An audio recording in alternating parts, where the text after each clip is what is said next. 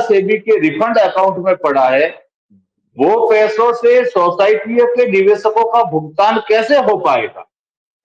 ये एक बहुत बड़ी सोचने की बात है सर। दूसरी बात है आपने रखी कि डिफिशियंसी को हटाने के लिए पैसे लिए जा रहे हैं। तो सर देखिए, किसी भी व्यवसायिक प्रतिष्ठान में वीजा पैसों के कोई काम नहीं करता है सर। आज जो भी कार्यालय कार्यकर्ता हो या फील्ड का कार्यकर्ता हो, वर्षों वर्ष बीत गए उनको सैलरी मिले हुए, वर्षों वर्ष बीत गए उनको कमीशन मिले हुए।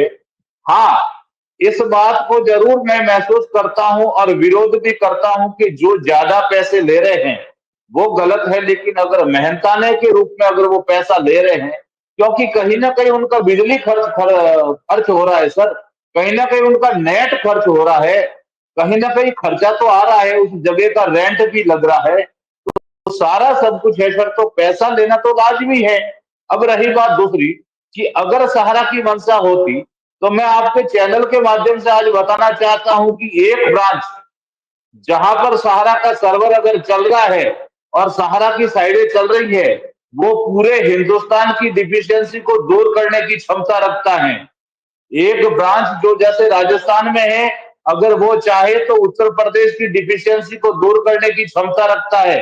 अपने सिस्टम पे वो उत्तर प्रदेश भी खोल सकता है, महाराष्ट्र भी खोल सकता है, कर्नाटक भी खोल सकता है। जब ऐसा है तो सहारा ने नोटिफिकेशन जारी करके क्यों नहीं बताया?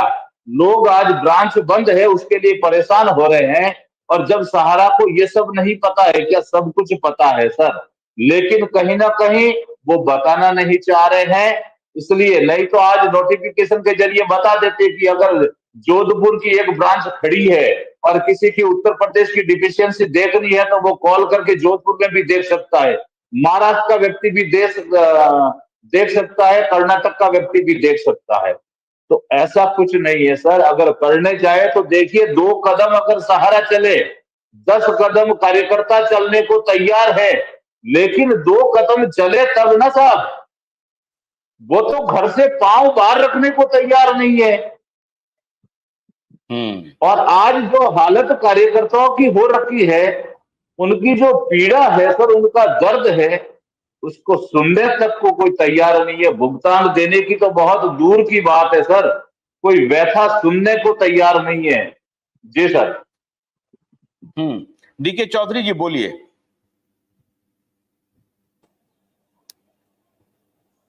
बात कर रहे हैं। हेलो, आवाज आ रही है? बोलिए जी, बिल्कुल आ रही है। जो जमा करता बता रहे हैं, जमा करता को पैसा देने में कहते हैं और कोई दिक्कत नहीं है सर, लेकिन यूट्यूब चैनल में अननेसेसरी ये चलाया जा रहा है कि पैसा वसूल रहे हैं। अगर हमारा काम, हमारा आपका कनेक्टिविटी में प्रॉब्लम है तो नहीं, आपकी कनेक्टिविटी में प्रॉब्लम है। कृष्ण बिहारी जी बोलिए। मगर हमारे को पैसा मिले, मगर हमारे को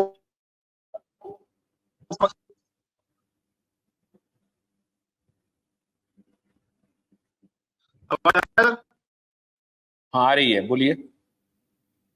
हम बताना चाहते हैं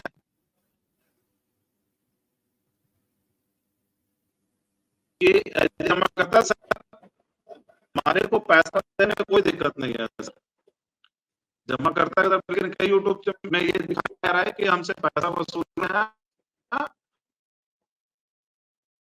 अगर हमसे जायज पैसा ले, अगर 100 रुपये बनता है तो हम 200 देने के लिए तैयार है, 200 बनता है तो हम 400 देने के लिए तैयार है, मगर हमारा डिफिशियंसी हो और पैसा है, हम लोग खुशी प्रेशर नहीं, खुशी देना चाहते हैं।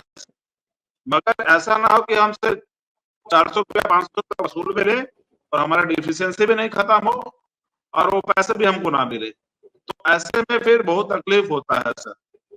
और बात सर काम करने के तरीके में, तो देखिए कोई भी कंपनी हो, छोटा हो बड़ा हो, आज बना काफी अपग्रेडेशन हो रखा है सर, बशर्ते वो टेक्नोलॉजी को यूज करना चाहे, काम करना चाहे। है। और ये जो MIS, एक मिनट रुकिए, एक मिनट चौबे जी, अरे बहुत आपकी आवाज गड़बड़ आ रही है, रुकिए चौधरी जी, गड़बड़ आ रही है। ये जो MIS को पोर्टल से जोड़ने की बात कह रहे हैं, ये MIS के बारे में जरा चौबे जी बताइए, क्या है MIS के बारे में, जो मंथली सेविंग वाला था ना, इसको पोर्टल से जोड़ने की बात क्या कह रहे हैं जो? सर ये मंथली इंटरेस्ट की बात है, एक साथ में डिपॉजिट किया जाता है और उसका ब्याज हर महीने दिया जाता है, तो क्या MIS उसको वाला MIS मतलब कहा जाता है। जुड़ा हुआ नहीं है? नहीं है सर, MIS का भी नहीं है और डेथ मैच्योरिटी का भी नहीं है।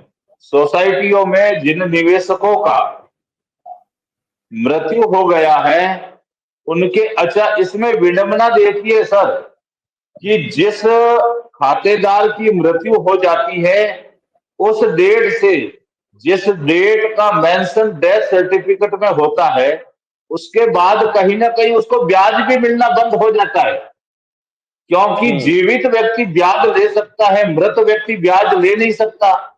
तो कहीं ना कहीं उसका ब्याज भी बंद हो जाता है और उसके उपरांत भी उसके नॉमिनी को इन सोसाइटियों के निवेशकर्ताओं की डेथ मैच्योरिटी का कोई ऑप्शन नहीं है। अब इससे ज्यादा विडंबना क्या होगी सर? ऐसे ऐसे निवेशकों की कितनी संख्या होगी जिनकी डेथ हो चुकी है और जिनकी मैच्योरिटी हो गई है, उनको पैसा नहीं मिल रहा है? ऐसे निवेशकों की कितनी संख्या होगी? और जिसको आप कह रहे हैं कि पोर्टल से उसका संपर्क है ही नहीं, पोर्टल में मतलब वो संपर्क का मतलब है कि वो अप्लाई कर ही नहीं सकते हैं, जी उनका डिफिशियंसी आ जाएगा। नहीं, उसमें ऑप्शन ही नहीं है सर डेथ मैच्योरिटी का।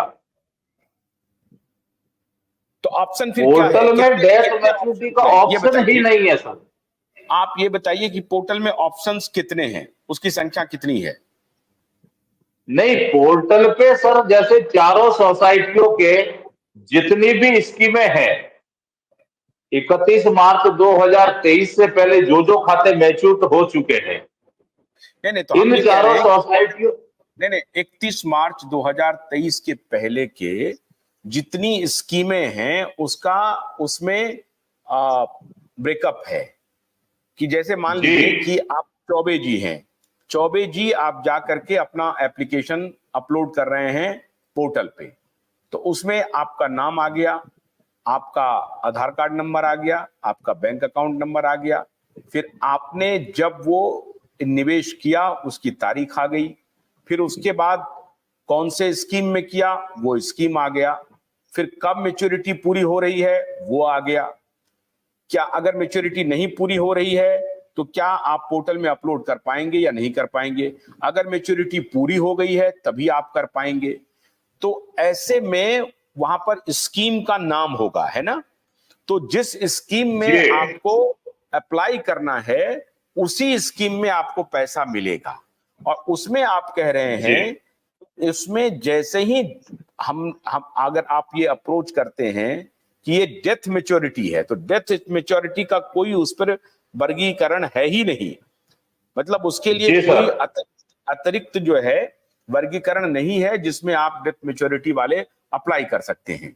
या उनका जो नॉमिनी है, क्या नॉमिनी का उसमें है लिखा हुआ कि हाँ नॉमिनी भी अप्लाई कर सकता है? ये सब है ही नहीं। सर डेथ मैच्योरिटी में एक्चुअली नॉमिनी के नाम से ही भुगतान जारी होता है, जमाकर्ता का डेथ सर्टिफिकेट लगता है। अब पोर्टल पर क्या है सर, जैसे आधार से जब लॉगिन करते हैं तो पहले मेंबरशिप मांगता है, वो इंदराज कर दिया जाता है, उसके बाद में अकाउंट नंबर मांगता है, रसीद नंबर मांगता है, सर्टिफिकेट नंबर मांगता है, उसके बाद में डेट ऑफ ओपनिंग मांगता है और उसके बाद में अमाउंट मांगता है, फिर वो स्कैन कॉपी मांगता है मूल प्रपत्र की।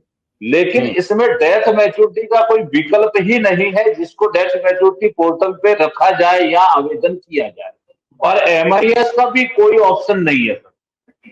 अच्छा, तो ये दो ही ऑप्शन ऐसा है जो अभी तक डेट पोर्टल से जुड़ा हुआ नहीं है, ये आप कह रहे हैं ना? जी सर, जी। अच्छा, तो मैं आपकी तरफ से और सभी निवेशकों की तरफ से इसमें सहारा का नहीं, इसमें सरकार को हमें बताना पड़ेगा, क्योंकि CRCS से ये